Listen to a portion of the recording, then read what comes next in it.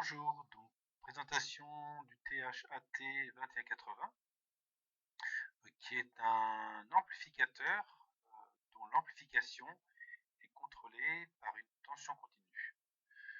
On va prendre un cas concret avant de regarder la datasheet. Là, on a un générateur en entrée qui délivre 1 volt 1000 Hz. Ici, on a une tension continue de 0 volt. Si on prend la datasheet, dans le gain,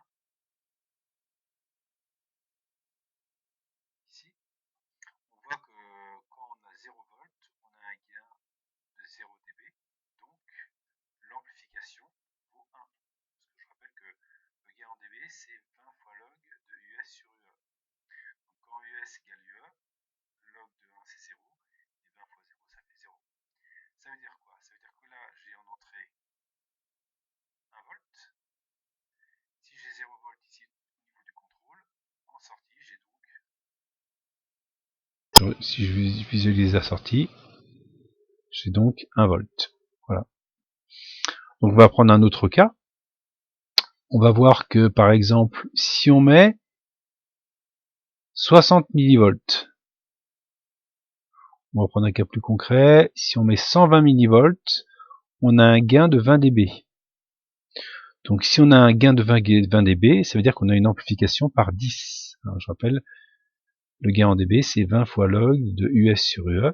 Donc on devrait avoir 10 volts en sortie si je mets 120 millivolts.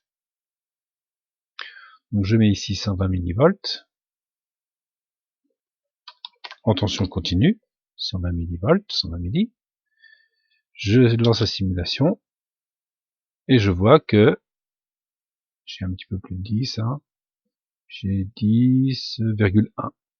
Donc si je fais 20 fois log de US qui est égal à 10 volts sur UE qui est égal à 1 volt, 20 log de 10, log de 10 c'est 1, donc on a bien les 20 dB. Donc on va voir maintenant au niveau de l'atténuation. Donc là on a une amplification par 10. Donc si on regarde la caractéristique, on veut atténuer divisé par 10. Donc c'est-à-dire que c'est moins 20 dB. Donc moins 20 dB c'est ici. Je vais faire un petit zoom quand même. Voilà. Donc le moins 20 dB c'est ici. Donc je regarde ici, donc j'ai,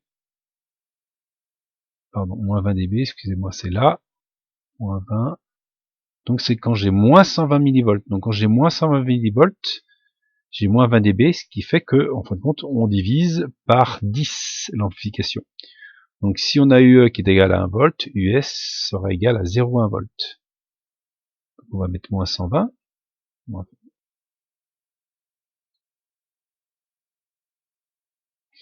Et donc moins 120, on doit récupérer. Donc si j'ai 1 volt en entrée, si je divise par 10, je dois avoir 0,1 volt en sortie. Voilà, j'ai un petit peu en dessous, hein, c'est-à-dire j'ai 0,96, j'ai un peu moins de 100 millivolts.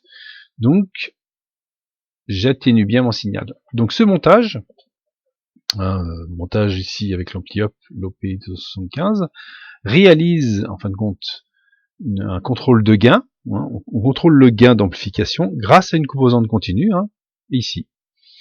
Hein, et donc conformément à la caractéristique qu'on a là. Hein, si j'ai une tension nulle en entrée de mon contrôle, j'ai un gain nul, c'est-à-dire une amplification unitaire.